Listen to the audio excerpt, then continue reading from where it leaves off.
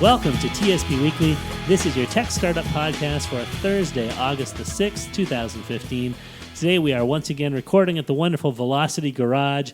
It's McFlurry Day. We discovered on the way in. It is. They're handing out free McFlurries to all the Velocity participants, members, all the people here. I didn't get one myself. It was a flurry of flurries. It was indeed. Let's do some introductions. Excuse me. My name is Darren Conley. I'm a local tech entrepreneur here in Kitchener-Waterloo. Joining me, as always, is my wonderful co-host, Mr. Stephen Campbell. How are you doing today, Stephen? I'm really excited to be here. Yeah? Thanks for introducing me as the wonderful host. My pleasure. 50th anniversary for Up With People. Right. This week down in Orlando, Florida. And I'm here for the podcast instead of attending that. So. Oh, of course. Yeah. Well, what is Up With People again? So Up With People is like an international musical organization that I traveled with about 25 years ago. Right. When I was 19. My brother did it a couple years after I did, and we sort of traveled around the world and sang and danced and promoted peace and understanding through cultural exchange. Wow. It was really cool. So my buddy from 25 years ago came into Toronto to see me. Yeah. Pascal Edelman from Germany. Okay. So I haven't seen him in 25 years, so it was a real cool reunion. And you just got back from Toronto, I think. Boy, are my arms tired. I shudder at the fact that I opened the door for that cheesy joke. But anyway, what's done is done. Yeah. So that's happening. We got a couple other things going on here locally, a little more local than Orlando, Florida. Ambient Intelligence Conference. Yes. I'm really excited about that. That's coming up August 20th. And we will be covering it for the podcast. That will be our podcast that week. Yeah, we're going to get a chance to talk to Ian Pillion. Yep. And sort of talk about the Internet of Things. Yep. August 28th through the 30th is also Startup Guelph happening. Right, for the whole weekend. And we are hoping to get some coverage of that. We're still trying to work out scheduling and possibly a guest host to join us for some recording there. But one way or another, it'll be a great event if anybody's local and feels like going to a startup weekend. It's a great place, by the way. If you're an entrepreneur, it's a great place to meet a co-founder if you are looking for somebody to co-found a startup venture with, because these are all entrepreneurial-minded people willing to give up a weekend to hack something out. And I've met several people in the past 2 years, and I'm still involved with for various projects. So I'm really excited about the Guelph taste to it too, because Guelph is, of course, the University of GU, the U of GU, the University of Guelph, agricultural. Right. So they, as opposed to all the tech that we have over here, they have a lot of food and drink and beverage, and agricultural, clean tech, so different stuff. Hopefully, the meals they're serving at that event will be up to par. Absolutely. And speaking of Guelph, I think our guest today is from Guelph. Really? Is that true? Yeah, I'm actually a Guelph native. That's amazing. Well, why don't we tell people what your name is and stuff first? So joining us today, we have Mr. Donny Halliwell. He is currently with Hootsuite. He was a longtime employee also at BlackBerry, BlackBerry/RIM, and apparently knows Guelph and knows what's going on around town here. How are you doing today, Donny? I'm doing fantastic. Thanks for the intro. Yeah, thank you very much for joining us at very late notice. So behind the scenes here, we did have a different guest scheduled to come in for today, and the turbulent scene of the startup world is such that he was not able to make it, and for good reasons. He's actually super busy with his startup, and we're hoping to get him in a later episode. So we're not going to give away who it is, but hopefully at some point in the future we will have that guest. Donnie's super busy too, but he agreed to give us an hour. That's true. So Donnie, was it John F. Ross or was it GCI or Centennial? I went to Centennial, yeah. Okay, so we're done. The last one, yeah, unfortunately. This is over. Did you grow up in Guelph as well? Yeah, I went to John F. Ross. Oh, okay. And Centennial beat us in the final football game of the season, and a guy scored a touchdown. I was a defensive back, and I haven't forgotten about it. Wow. Yeah. That's scarred me for life. I was going to say. I stopped playing football because of that. I was on the opposite end of that. I was a linebacker, and Ross beat us in the finals. So okay, well maybe we can talk. It's like it's tit for tat, right? Good. And I was one of those guys who didn't care about football in high school. You didn't go to Guelph, obviously. No, I guess not. But fair enough. Fair enough. I appreciate it was such a big part of your collective backgrounds there. Yeah, That's good great. times. Yeah, perfect. So Donny, my understanding is you've just recently started working with Hootsuite. How long have you been there for now? so far? As of right now, it's pretty much 4 weeks to the day. So I'm a month in at Hootsuite, and I'm working from home here in Waterloo Region. Wow. It's your month anniversary. It's my month anniversary. Very nice. Perfect. So we have a bunch of stuff we want to talk to Donny about today. Dig into some of his past expertise. We'll talk a little bit about Hootsuite, but it's not going to be a Hootsuite centric episode necessarily. But we want to take advantage of Donny's past history and skill set and experience in working in this area, particularly in marketing and PR, and maybe some of the work from home experience as well. We're hoping he can help step up our tweet game. That's right, because we've been seriously slacking, I think, for the podcast when it comes to getting word. Yeah, we're always looking for new tips and tweets, tips and tricks and tweets. For the tweets, yeah, absolutely. Maybe, I don't know, Don, maybe we can start with just kind of getting your background. We know that you grew up in Guelph and played football in your high school days, and what happened after that? Oh yeah, so I left Guelph, and football is not that big of a part of my life, but sure. but it was nonetheless. Sure. And I left Guelph for Toronto, and I went to Humber College there, and I studied at the University of Guelph Humber, a joint partnership between the two schools. After that, lived in the city for a few years before moving back to KW and settling at Blackberry, RIM at the time. Okay, so that was like your first big career placement after school's done? It was, yeah. I did a few customer service gigs at Woodbine Entertainment, which is a casino / horse racing venue. Right. For those of you who know that. And I worked at Toronto Hydro briefly, which is a big utility in the city. Sure. But yeah, my first major, I guess, career move was to Blackberry. We should mention, for those who are confused by the word hydro, it's very locally understandable here in this part of the world, but in the States or elsewhere, that it's like the electric utility. More power. We served the millions of people of Toronto with electricity. Excellent. Juice them up, baby. Yep. And so that was, I don't know if I want to date you necessarily with this question, but like date you, that came out wrong, right? No, that came out perfectly. So how long ago were you at Blackberry then? When did you start? It was about 6 years ago that I started at Blackberry. Okay. Cool. So are you going to guess we can reverse engineer the. It's not as important to me. You look younger than me, and I think the math would show that to be the case. So I'm going to assume that's if you guess his age and his weight within 5 pounds, I'll buy you a coffee. Really? I don't actually drink coffee, so it's not that much incentive. But thank you, though. Yeah. And what was your role at Blackberry then when you were there?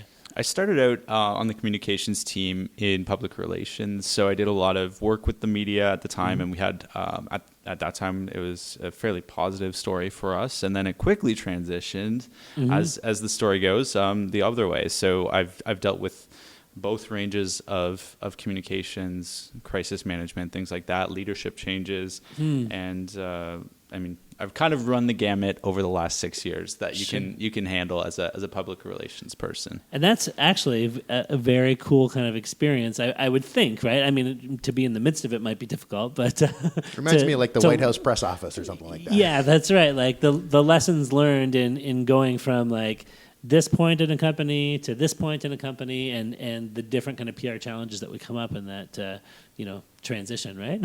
Yeah, certainly. I mean, it's not unlike starting your career at an accelerator, or an incubator, if you will. So that's how I think of it, and I kept a smile on the whole time. Not every day, but it was great. It was a good experience for me. Can you tell us, I mean, without violating any NDAs or anything, like a little bit about what that experience is like behind the scenes, kind of on the one side, and then also on the other side of crisis management versus things that are flying high and we're just keeping the public image looking good, or Yeah, the one thing that I really realized early on was that it's all about relationships, and if you need to leverage them for something good or leverage them in a negative situation to kind of make yourself seem that much better, it really is about the relationships you hold, and when you don't have them, it's really difficult to accomplish your goals. And I would say that's true for leadership as well. So if you're starting a company and you're a leader and you're hiring employees,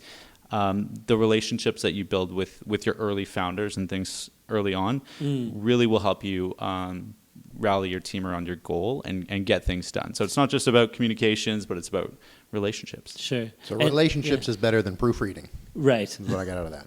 Yes, it's not just like what you're putting out on a press release Right. or whatever. And what kind of relationships do you mean specifically? Like relationships with the people in the media specifically, or with the people on your team? I'm assuming there are many relationships that you're managing in that role, right? Certainly, yeah. So relationships, of course, with the media and media relations. You're talking to journalists, and they all have different needs, and the landscape in journalism has changed so much. So everything you can do to make their job easier and allow them to get what they need that much quicker is good. So that includes proofreading. So if the better you write and the better you craft your message and the more concise you are, the more effectively they can do their job and understand the story, and that's how they can get it out. So that's one side of the relationship. The other side is internally, and being able to get leadership on board with the messaging and to work with them and collaborate to make sure that the corporate story is really clear. So did that go upstream then as opposed to downstream? It went both ways. Okay. It did go both ways, but being able to kind of know the key people, like if you're working with an executive, knowing the people that are actually doing the work under them and having the relationships there to fully understand. Like I don't come from an extremely technical background, right. but I made a number of key relationships with folks who really knew what was going on and how to tell me and describe it to me so that I could relay that message. Okay, so as you're that going was key, through right? one of his talking points, you know that he might have a technical weakness in one of these talking points, so we're going to kind of surround him with some security around that talking point, move on, and having that kind of knowledge would make you more valuable to the team for sure, right? So yeah, and if you need to take something offline afterwards with the journalist, if it was too high level or too deep, in some cases that you'll get with engineers, they go deeper than the understanding of the journalist. Yep. You can kind of bring it back up to that level if you can kind of bridge that gap. That's never happened with us, has it? I don't think we've ever been too deep. That's the one side we don't err on very often. Are there ever any situations, or did you encounter situations, once again, you don't have to name names, where you do have some of the higher level, executives or leadership that, that make kind of PR stumbles and you guys have to kind of clean up the mess, or do you have any Donald Trumps? Do the spin thing or whatever? Like, I would say there's always we did encounter this, of course, and there's always the possibility for that to exist because executives are people too, and they have a lot of pressure on them, sure. More so, I would say, than the average kind of worker bee.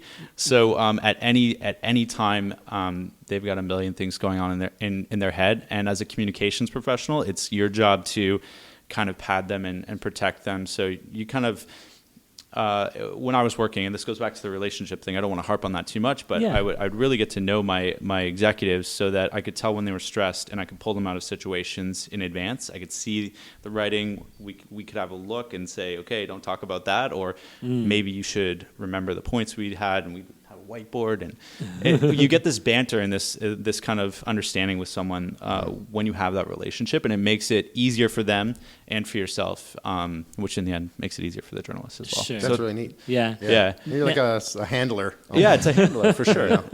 Now, a lot of times, like PR and marketing get thrown together in the same, box.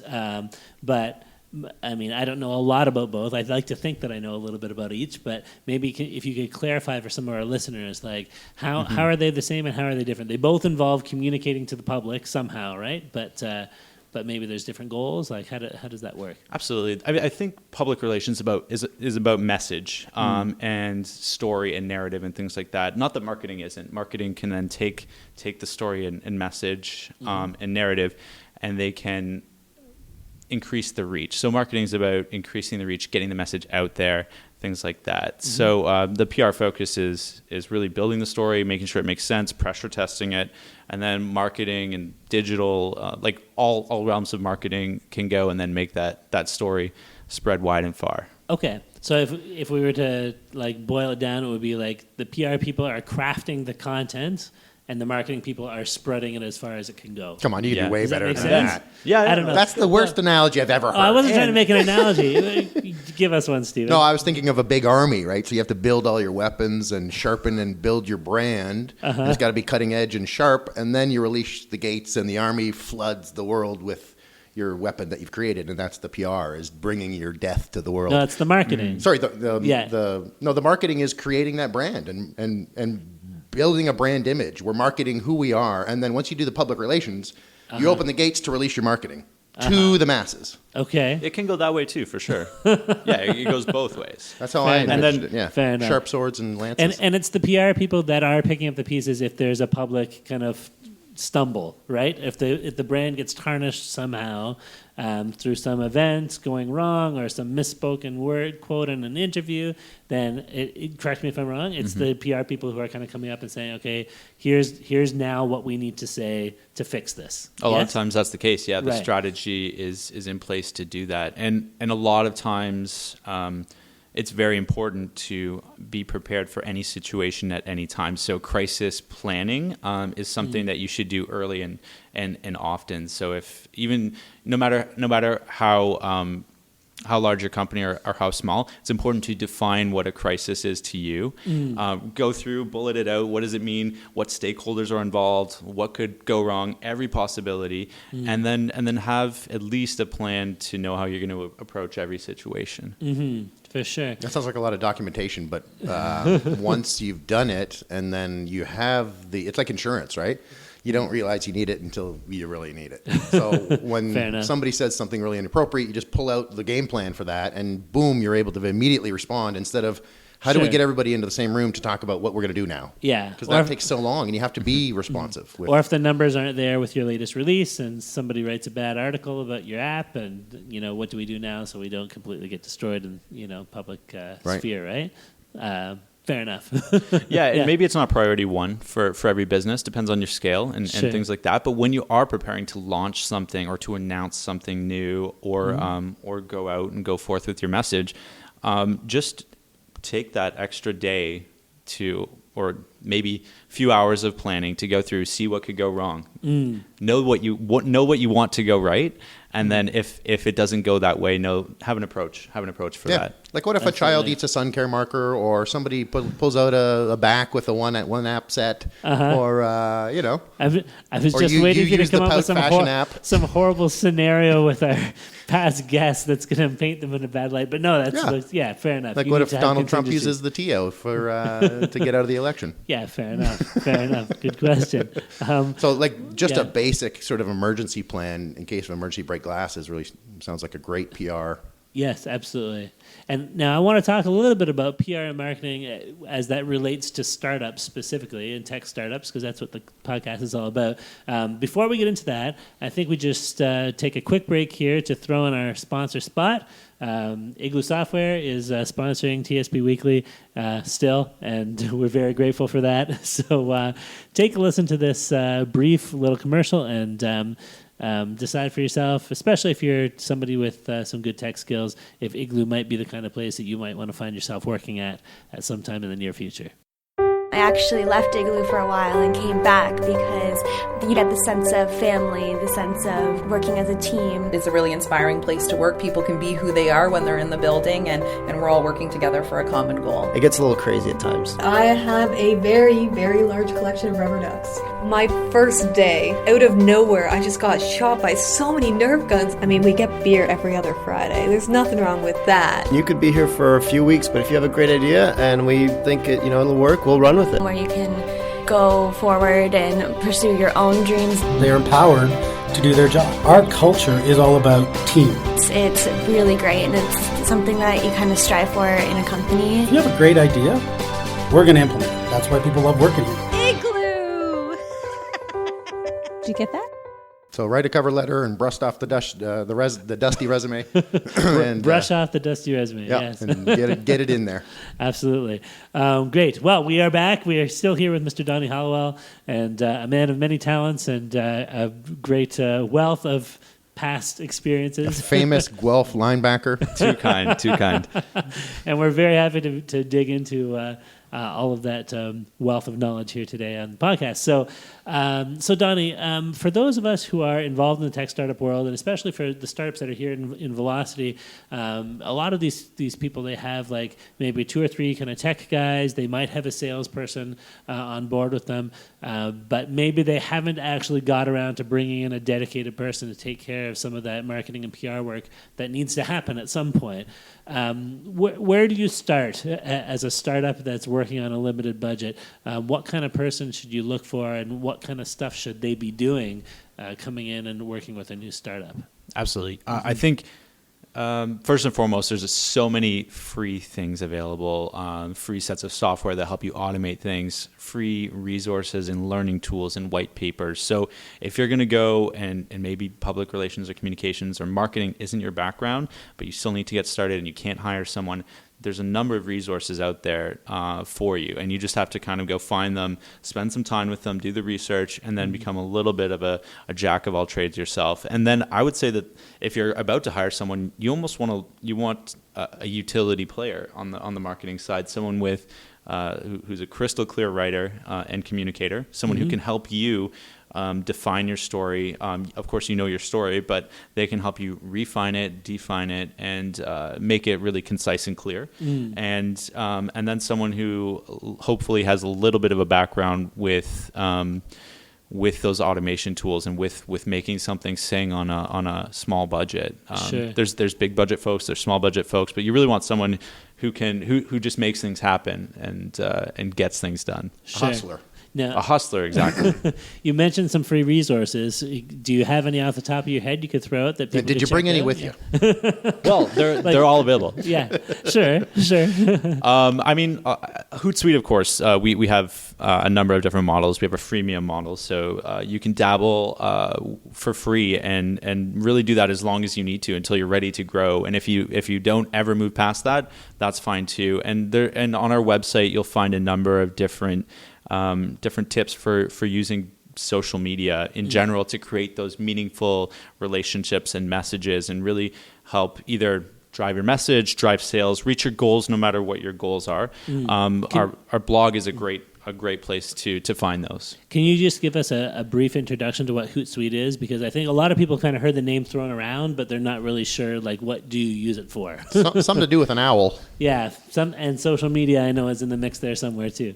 Yeah, absolutely. It's a set of software tools and dashboards that allow you to manage your social media messaging and your marketing platforms in one kind of hub or dashboard. And we call it a dashboard. It provides you with publishing tools, listening tools, so that you can see all the different conversations that are going on around your company and around the industry in general. So if you want to do some competitive intelligence, see how other people are talking within the space before you dip your toes in the water, you can do that. Without publishing, you can just get your toes wet, and follow people that way. And then the publishing tools. Is this all in my browser? I'm using this software? Yeah, it's web-based. It's web-based. It works in virtually any browser. So, and what would I be seeing when I'm like making use of Hootsuite? Like I've seen some kind of screenshots with columns. Yes, columns of data of something going on. So like I have my Twitter feed for this and my Facebook feed for that and my different. Am I right here? You're right. Yeah, no, absolutely. Yeah, it's a set of columns, and you really customize it however you want. So you can have a number of different tabs or pages of columns. So you can have a page with 4 columns for listening. You can listen to keywords in one, Facebook messages in another, Twitter messages, ad mentions, those sort of things. And then you can have one set up for publishing. And it's virtually unlimited as to how many you can set up. If you're having a launch, for example, you can have an entire tab set up with streams focused on your launch, and then you can close that when you're done with it. In an effort for full disclosure, TSP Weekly uses Hootsuite. Well, we've attempted to use it. Right. I used it just today. It was wonderful. Excellent. I was introduced to it through Innovation Guelph. And then we used the freemium for a little while and then quickly became pros. So we're definitely familiar with it to a certain extent. Yeah. One of the pieces of feedback that I received with my misuse of your tool was that I was tweeting in 2 places. I was tweeting to my TSP Weekly followers, and I was tweeting to my personal Sir S. Campbell followers, so that my followers that were following myself and my podcast would get a double tweet. And the feedback was, look, I'm going to drop one of those because I don't want to see double tweets all the time. So either your podcast or yourself goes. Right. So stop it, you know. Right. And that was very valuable information, Amaris. So I thank you for that. Maybe it's just a matter of sending the right content through the right channel. Exactly. Or things like that. Right? So I got share happy, and I was just like, here's my message, and it's going everywhere, right? But I needed to refine my point a bit and have the appropriate message for the appropriate audience, for sure. You know, as somebody who has dabbled in social media for a while and wants to get better at making the best use of social media as I can. You just want to share. I find my frustration is the people who seem to be doing it well, I can't imagine them doing anything with their day but sitting down and writing like a tweet every 20 minutes or every 15 minutes or whatever, because that's how often things are popping up on my timeline from them, right? Hootsuite can help. And I think to myself, like, who has the time, man? You're trying to run a startup, and I want to stay on top of what's going on, but I don't want to spend 3 hours a day reading tweets, let alone every 15 minutes taking a break to write a new one, right? So help us, Donny. Yeah, I guess Hootsuite has a tool or two that can help in that regard as well, right? Yeah, certainly. Yeah. Within the publishing suite of Hootsuite, you could you can schedule things in advance and craft all your messaging in kind of one go and set yourself up for the week or the month or however whatever cadence that may be. So there's that aspect of it. You can set out different messages for your tweets and your LinkedIn and your Facebook, because of course they have all different kind of syntaxes there on each one. Sure. So you can do that, and then there's also a really cool feature called Suggestions, which is fairly new. And as a former community manager, I would have really loved to have this at BlackBerry. But you can go and it presents you with suggested tweets based on a set of keywords that you set up. So I set mine up on leadership, cars, and music. Oh, yeah. Anything that I'm interested in, I could have done watermelon, and then it suggests me with it suggests a week's worth of content that I can go through and say yes, no, and it auto schedules it, and it figures out the ideal time for me to be tweeting based on my audience and engagement rates, which of course it presents me in my analytics. Yeah. So it's essentially now taken the task of writing tweets away from me and taking over that, so I don't have to worry about doing it all myself, which is insane. Yeah, like if you want to, depends on what your goals are, of course, because if you want to increase followers, then one of the best tactics is to follow more people, and then hopefully you kind of gather a community of people that you speak to, they want to speak back to you. So that's one way. But if you want to increase engagement, which is when someone clicks or responds to you, that's considered an engagement. If you want to do that, then perhaps that's when you start tailoring your content and how much you're putting yourself out there. And maybe now that you're getting into some of these different terms and stuff, can you give us some kind of tips on increasing followers versus increasing engagement? Like how do you actually approach the one versus the other in the way that you're communicating through the social media tools? Yeah, one is like I want to go down the path of analogy, but I have to be careful because it's original thought on the spot here, which is always dangerous. But if you think of yourself in a room full of people,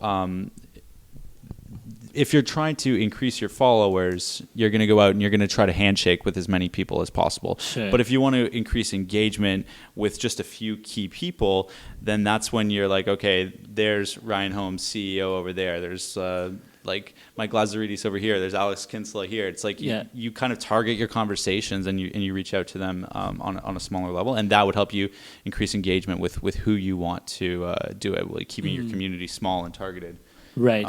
So it really depends on what you want to do. And there'll be those moments when you want to handshake and engage with everyone in there. Right. And that's probably announcement time or launch time, and that's when you want to have a nice solid community behind you. Sure. And I'm guessing when it comes to building engagement, then you're getting into much more specific tailoring of messages and what kind of response you're looking for, whether it's get to my website or sign up for my free trial or whatever. Or hello, Mr. Gates.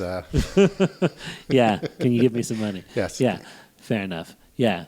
All of that, yeah, exactly. You hit it on the head. You're an expert already. You're hired, Darren. Yeah.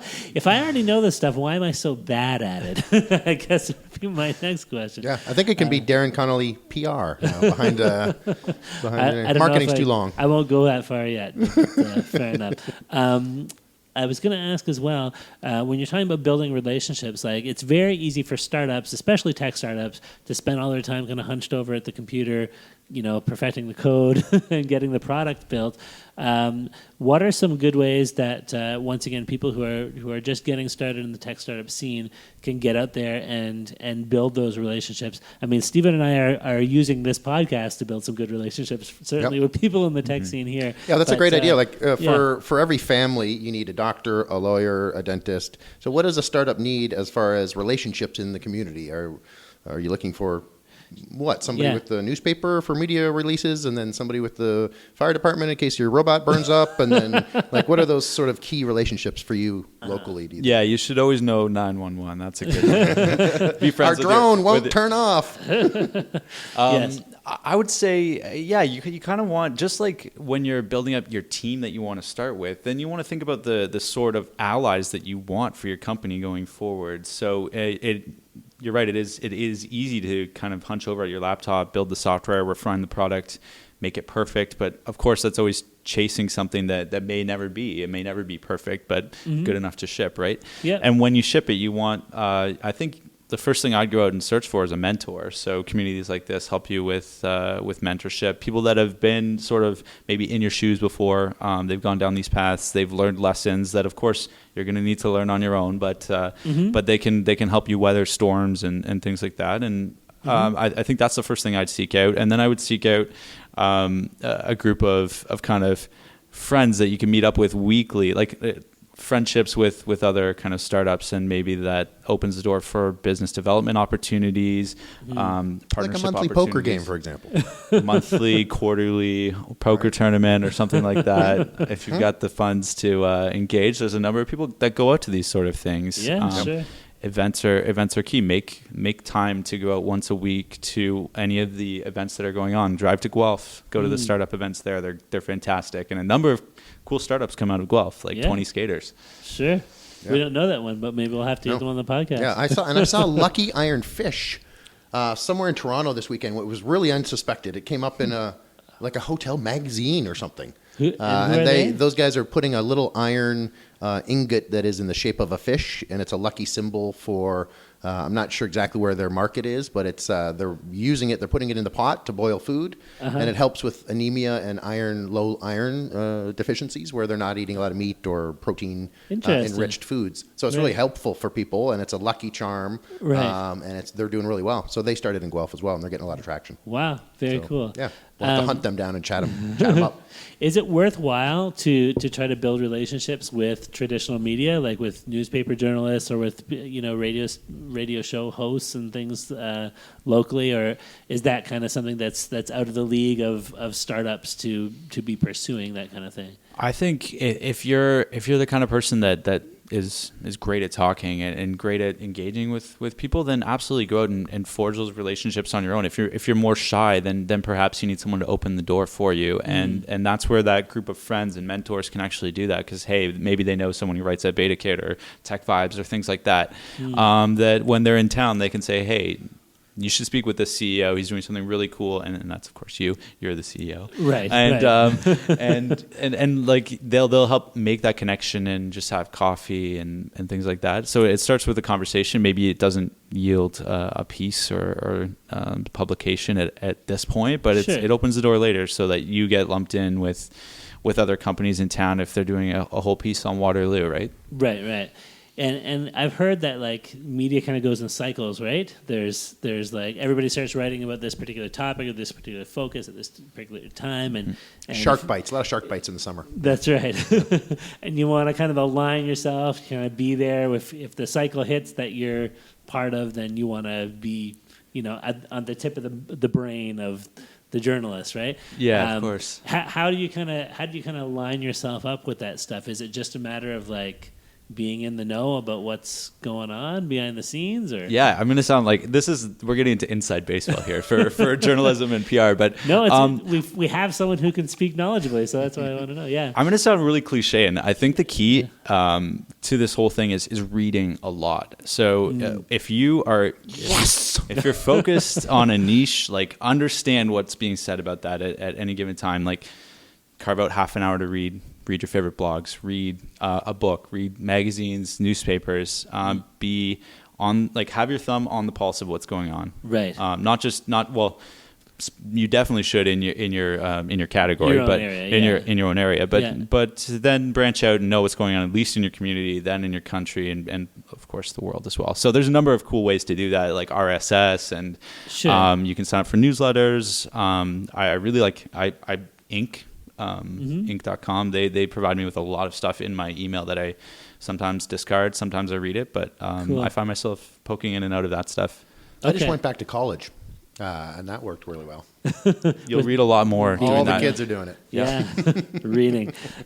Who'd have thought it would pay off, right? If I can just convince my 14-year-old that is a true statement, we'd be all set. Yeah, I read on World of Warcraft, Dad. Now, I had just learned before we started recording that there was an article recently that you were included in, or was he featured in? He was featured in. Stephen read the article. I didn't, so I do a little bit of reading, as we just sure alluded to. About working from home. And, we've heard for many, many years now that, by this date, everyone or, 80% of people are going to be telecommuting in. And I know it's certainly a growing trend, but most people I know are still hopping in the car and driving to work. But it seems like you're not doing so much hopping in the car and driving to work. Can you share a little bit about what's that like? Definitely. Lifestyle-wise, and how did you find yourself in that position? Yeah, because you're here in Kitchener-Waterloo, and your boss is in Vancouver, Canada? Is that right? Well, my direct boss is in Milton, to be fair. And we're a small team of 3, so in this region. But yeah, the head office is in Vancouver. So for me, actually my wife's studying at the University of Waterloo. It wasn't feasible for us to move out to Vancouver. And so I'm working from home here in KW. I found it to be really kind of surreal. You have to be definitely focused, productive, and diligent at all times, because there's so many different distractions. Not that there weren't when I was at the office at BlackBerry. There's always someone swinging by your desk with something else that they want you to be working on when you've got something else to push out, or someone wants to go grab coffee. But and I don't get that at home because my dog doesn't really drink coffee. So and you don't have any kids running around? I don't have any kids running around at the moment. But and I think this it's not just working from home, but I think startups, when you're trying to be lean, you're probably going to be starting from your house or your condo or your dorm room or wherever you may some free space of some sort. Free space you're already paying for. It's going to be hard to get out and get space. But the most important thing for me was to actually set up an office space to go to every day, like, so that I'm not working from my couch and working from my kitchen table. I'm going into a room with a desk and a proper setup so that I can get work done. Right. And then there's days when I was in Toronto yesterday, so I do hop in the car when we have to go out and be a team and speak with our clients and stuff like that. So there is that element that gives me the human interaction. But if a week goes by where I'll get out of the house and I'll go to a hub or a coffee spot or something like that. Sure. One of my heroes, John Cleese, talks about creativity and how he, from Monty Python, and a lovely English bloke, he talks about how he was very important for him to have a creative space. For him to be as creative as possible. Not only did he have to give himself enough time, at least 90 minutes, but that creative space that he was in, he had to be comfortable and safe and all that kind of stuff and not interrupted. So that, for me, would be a necessity for working from home, is that you have to have the office, because being a student and trying to do homework at home even is so distracting. I do have kids and a dog, and look at that painting on the wall hasn't been dusted. It's just everything. And at work, I don't care that the picture hasn't been dusted, right?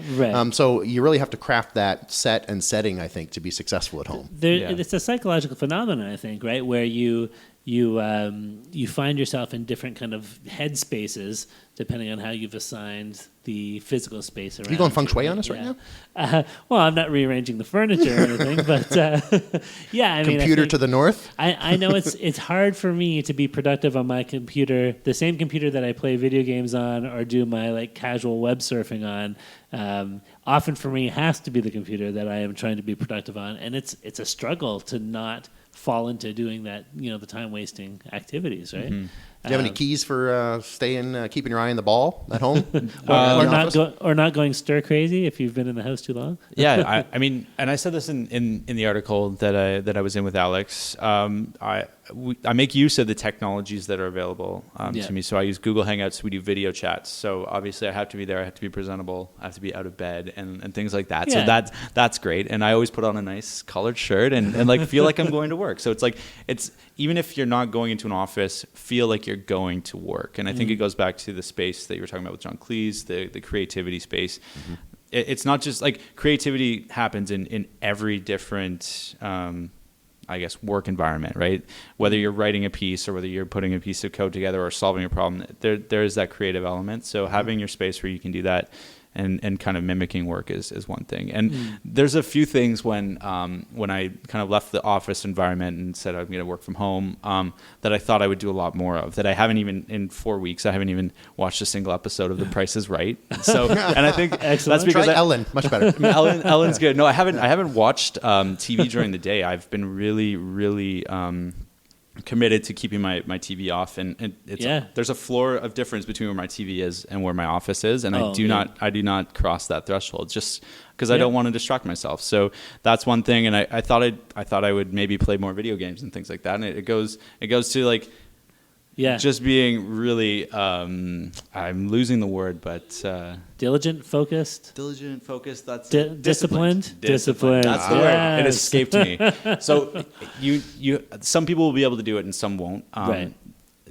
You have to be disciplined in order to pull it off successfully, I think. And if you're not that, if that doesn't come naturally to you, then of course you can learn it and you can work at that yourself. Right. It'll be interesting to see once the virtual reality revolution takes over, how people can just slap on a headset and then virtually create their creative space around them, right, from home. Yeah, that'd be cool. See what happens. But maybe I'm going too far on a tangent with that. Yeah. I've been doing all this reading. You'll be riding the head of that wave, I'm sure. Yeah. I have a VR startup I'm involved in. I've been doing all this reading lately too. Ray Kurzweil and the Singularity and all this kind of stuff, which is talking about kind of these future developments. So in your ideal work environment, what color are your walls? Are they me? Blue like this, or are they? I really enjoyed the orange at Innovation Guelph. Yeah, I think they say there are certain colors that are more creatively stimulating. Yeah, so what are you going? Off the top of your head? I like orange. I could work with orange. I've never, to be honest, experimented with the interior decorating versus creativity. What about yourself, Donny? Like, do you notice any correlations between? I have. I'm going to sound really boring. Every wall in my house is white, and we've kind of done that purposefully, just to have a nice, bright, and open space. It's an older home, so we brightened it up with white walls, no color. Really makes your Salvador Dali art pop, though. I thought. Yes. So the furniture, that's really nice. The screens, the artwork. That's kind of what does the speaking rather than the walls. So sure. I don't know. Do you have things that you put around you to inspire creativity or productivity? A Keurig or Tassimo? A lot of developers and stuff used to have little action figures or something. Or, right. I don't know if that's up your alley. I'm totally like that. I've got these little tokens and icons that I've collected throughout the years that sit on my desk and have traveled from desk to desk with me at BlackBerry. Some of them stay, some of them don't. But I've got a few stress balls that I really love. I don't know. I've got a stress ball thing. I love it. I like them for different reasons. One's firm, one's soft, and so I've got those there, and I've got a little Hot Wheels car that I can roll around when I just kind of need to fidget. Sure. And the stress balls is funny because I think a lot of startups here give them out as swag, right? If you go to things Magnet here, has several that I have. It speaks to something about the nature of work that people are doing in this part of the world, that stress balls are the thing that they're giving out for free. But anyway, yeah. No, it's good. And they're not even for stress. I like the tactile feel of them, or the fact that you can toss them to someone and say, "Hey, here, pick this up." And it's it's kind of a metaphor for when you're kind of speaking and engaging to literally throw them something. Yeah. You are now holding the conch. Yeah, exactly. You may It's speak. it's that conch element. So I've used that when there's people at my desk, just toss the ball around, which is kind of cool. So that's why they've traveled with me. And I have a piece of driftwood on my desk as well. That is it's just interesting to look at, and it adds some texture to the flat surface. And I'm sure there is something about mental stimulation and connected to the visual, what you're seeing around you that could be said. I have no research at my fingertips, but let's assume it's out there. Yeah, when you deal in the creative space in sort of words and verbal and written communication, I think you can sort of fidget a bit. Like if you're on the phone with somebody and it helps your mental process. A lot of people are standing up. Salesmen are smiling as they're talking to you on the phone, as I am now doing. So it makes your voice sound differently, right? And all those little tricks and trades, I think, add up to the Superman that Donny has become. Right, of course. Now let me just get super practical before we move into our lightning/thunder round here. I always look over at Steven to get the sound effect when I say that. I didn't do that. Was Donny. Oh, right, of course. So, Donny, we at the podcast have been doing this. I think we're on episode 60. 60. I forgot to change the number. Is this This is a milestone episode? I guess so. Absolutely. Let's say congratulations. Yes. Feels like it. Episode 60. We've got a fair number of people listening to us, and we, send out 3 or 4 tweets a week. Maybe on a heavy week, we might send out 10, try to get the word out there. But what kind of practical advice could you give specifically for us doing the podcast if we wanted to increase listenership, increase engagement with people who are out there, and kind of build those relationships more with the people who we should be building the relationships with more? Certainly. What do you think? Yeah, so if you want to increase listenership and kind of readership, well, I say readership just because that's kind of the PR term, but listenership. Yeah, sure. I think the main thing is to know who you want to be listening, and then go out, seek them out. There's a number of different tools like Hootsuite, and there's other tools available where you can find people and find their profiles on Facebook and Twitter, and audience segment, and then go out and follow them. Be proactive, get out there. Maybe you follow 100 people a day. Right. Or 100 people a week. Maybe that's a more just reasonable goal. Finding 100 people a day might be hard, but yes, okay, fair enough. Yeah. Finding 100 people a day would be kind of difficult. But go beyond what Twitter suggests you follow, because that's usually kind of a promoted brand or someone who's maybe you don't want them following, or you would want them following you, but maybe they're not out to follow people. Go out and find individuals that you're interested in, that you say, hey, they might really benefit from listening to us. Follow them, and do that 100 times a week. Yeah. And then you'll probably find the ratios like 30% of them follow you. And then, hey, you got 30 new listeners that have said, oh, this is kind of cool. Let me check it out. Right. Sure. And if you do that. So increase the funnel at the top.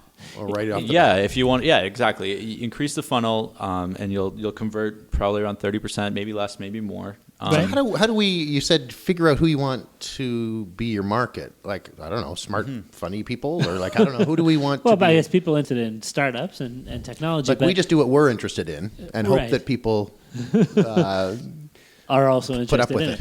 Well, maybe this is a more specific question that you could answer. Is like what?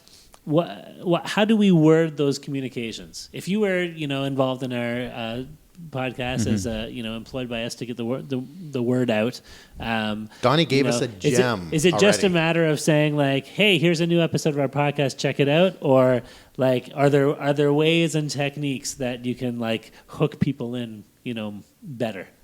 The most obvious trend is most obvious thing that's coming to mind is to hop onto a trend and be witty or funny and add something to that conversation, and then link it back. So if there's a meme going around and it happens to be about techs and startups, you could jump on that, be clever, be witty, or whatever the tone of the conversation is. If it's like somber, I don't want. Yes, sure. Match the tone of the conversation. But hop onto that, and then there's kind of a captive audience there that if they see it, they might think that's clever. Sure. But so just be witty, Darren. That's easy. Be witty, go. Just like forcefully be witty. Go. Yeah. and those are the kind of rare moments when lightning strikes and people get lucky. It's almost like winning the internet lottery when you get something to go like viral or something like that, or when you hop onto a viral trend successfully. It is kind of like winning the lottery. But the day-to-day grunt work is about keeping it conversational. So it sounds like if you're saying, here's our new podcast, that's more broadcast, and that's more like one to many. But you can increase your two-way, and then you get a few passionate people behind you that you talk to weekly. Like if you notice someone's always replying to you, and this is something we did at BlackBerry. We had a set of elite followers that really were our passionate fans and our brand ambassadors, and we would bring them to events and things like that, because they would offer that voice out to their followers and things like that as well. So we need some TSP Weekly priests to get out there and spread the word. Yes, passionate followers. And we'll take them out for passionate beer. followers is much better than priests. It's we'll take them out for beer once a month or something. And no, that's fun. So how about this? Original thought on the spot. Donny, right there. I love it. Original thought on the spot. It feels like what we're doing. Right. We're our podcast is sort of, it is spontaneous for all of the all of the handlers out there. The old adage is that a press interview is never the time for original thoughts. So I just went against everything that I've ever told a spokesperson. So it's like awesome. if you're going into an interview, you prepare, all your messaging, and you do not stray, because that's when you get into trouble. And you see it happen all the time. And we've had some feedback from some people that have been on the podcast that we took some people down the lane a little further than some of them would have preferred. And it wasn't from them that we heard it, but it was the surrounding handlers that said, we've never had anybody get those guys to talk like that before. In a bad way. Yeah. And it wasn't really bad. It was just like they really opened up more than they ever have before. Not necessarily in a bad way. But not in like, a way, oh my God, our trade secrets are out there. But it was like, wow, you guys really got them to chat about. I learned a lot, or that kind of stuff. So it's really neat. That's actually good. And as a journalist, your response to the handler is, well, it's your job to keep them on message, right? And give them the tactics and the tools. And a quick Google search will find you bridging tactics. So if you are finding yourself a spokesperson for the first time, there's a number of bridging tactics to get you from virtually any question back to what you want to talk about without doing it awkwardly. It might take you a few back and forth exchanges to get there, but you can always get there, and it takes practice and a lot of talking and doing it a lot. And there's politicians are experts at it. With the elections coming up, I'm sure we'll see that's why it's a lot of opportunity to see that. It's very topical right now with the debate coming up tonight. Oh yeah. I don't know when this is going live, but it's Thursday and there's a debate tonight. It is Thursday, and it probably will be tomorrow morning by the time the podcast goes up. So the debate might be over for most of you who are listening to this now, But I'm anxious to watch the Jon Stewart summary of the debate. It's Jon Stewart's last night tonight. It's going to be last. It's a sad one. We got to wait till September or something. I was thinking about that. Like, he's got a huge audience that they are releasing for a month or 2 months, and then they're going to have to try to get them back, right, and re-engage, because my digital consumption is Jon Stewart Daily Show every night, right, or the day after, because I'm on the internet. So without that gone, I'm going to replace it, because I still want to have mindless 30 minutes every night of watching something topical and being plugged into the zeitgeist. So I'm going to have to find something else to replace that. But this sounds like an opportunity, Stephen. We should fill the niche somehow. This is how you hop on the trend. Right? That's why I like you, Darren. Hopping on TSP Weekly. Yep. So do you think we can get on his episode tonight? I don't know. I wanted to we're getting close to wrap-up time here, but I want to just throw another quick thought, Donny. Like, what about this tactic that we see so much in social media online right now? The, BuzzFeedy kind of tactic of, the 3 secrets to whatever that you have to read right now, or you'll never believe what this woman did. 2 podcasters Check it out here, unleashed the key to successful tech entrepreneurs in Waterloo. That's right. Like, what do you think about this kind of style? Sensationalism? What do they call it? Like link bait or whatever? Hyperbole? Clickbait? The clickbait style. Yeah. Does that actually pay off, or is that like kind of seen as like the lowest lowest way of reaching people? Or I think if you're doing it all the time, I think that's when people start to get fatigue, and you fall for these link baits or clickbait titles once in a while, and you're like, oh, I fell for that, or I shared one the other day without I shared the title without reading the article, and it was like the people who move the mirror for the biggest telescope have the most terrifying job, and I was like, oh, this is cool. So I like retweeted it, and then my friend Jeff Gadway was like, that was the worst article ever. It was like it was 2 paragraphs of saying that all they had to do was be careful. So thanks, buddy. yeah. So you don't. There's going to be fatigue, and I think we're already starting to see it where that tactic is overused in a lot of cases. So people are becoming more wary of it, and those who can go beyond it, or who have always offered that kind of in more. I don't want to like put tiers there, but like more because you can have a really intelligent listicle, as I call them. Okay. Yeah. You can have a really intelligent, well done listicle that's a great piece of content, and but there's the majority of them I would say are lesser than a well worded 500-word article. So with, many new with words images. today. Listicle. Listicle, yeah. I Listicle. gotta get that into casual conversation tomorrow at some point. I don't think I coined that one, but one of my old editors at BlackBerry Blog Listicle. did. So Yeah. It's kind of a combination of list and testicle. yeah. Or maybe I was article. going more icicle. But Icicle? Okay.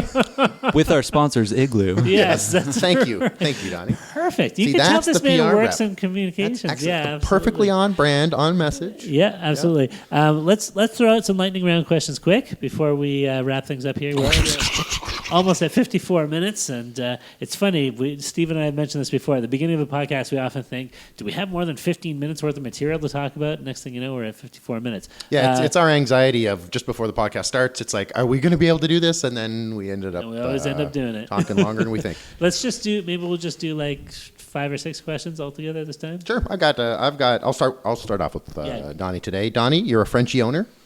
What does that mean? A Frenchie owner. So it means I have a French bulldog, and they are colloquially called Frenchie. Oh, okay. So it's not a French man that you keep in a box somewhere in your house to make baguettes every Friday night? I do have that as well, but it Boston mainly night. Friday night's refers to my dog George, and he's pretty cute. Excellent. A French bulldog named George. No, it's perfect. My question is, what is one of your hidden talents, Donnie? Something that we would never have guessed that you're good at. I used to be back in my football days. I was a screamer in like an emo band. Wow. Back in the day. So That's an actual position in the band. Yeah, I was a vocalist, Like where drummer, it's like screamer. Alexis on Fire style, right? Where it's like Yeah. screaming pretty heavy. So Sweet. that's one you probably wouldn't think for me. Your voice seems to have survived nicely into your later years. It did, despite yes. that, yeah. Well, Great. thanks. Do you dare ask him for a scream, Darren? Do you want to hear one of his old I'm songs? afraid for the other people who are in the nearby rooms. I think that's actually, probably but wise. Yeah, fair enough. So what would your favorite race car be if you could buy any race car in the world? What are you driving? Well, what am I driving is different than any race car in the world. I think I got to drive a Porsche 918 Spider, and it's like that was the greatest thing ever. So if I had the means, I think I'd go pick one of those up. Yeah, That'd be fantastic. white. I drove a silver one. I like it black. Like Okay. blacked out, black wheels, like Batman style, maybe the Batmobile. I was thinking Knight Rider, but go ahead. Knight Rider. But I have like my taste for cars is like I could choose anything. So expensive or cheap. I just like cool cars. So like even like an Alfa Romeo Spider from the 70s that you can pick up for dollars. I think that would be awesome to drive too. Okay. Sure. So, not that I have the means for that. Sounds good. Do you have any secret phobias? Something that you're afraid of? You know what? This one, I used to be like really afraid of spiders and snakes and all these things as a kid. And being a homeowner, I'm not afraid of any of those creepy crawlies anymore because I let them coexist within my house. So that would have been That's your wife you're more fearful of now? No, she's great too. No, she's fantastic. Not to be feared. She takes care of the spiders, I'm assuming, Right. in your house. Yeah,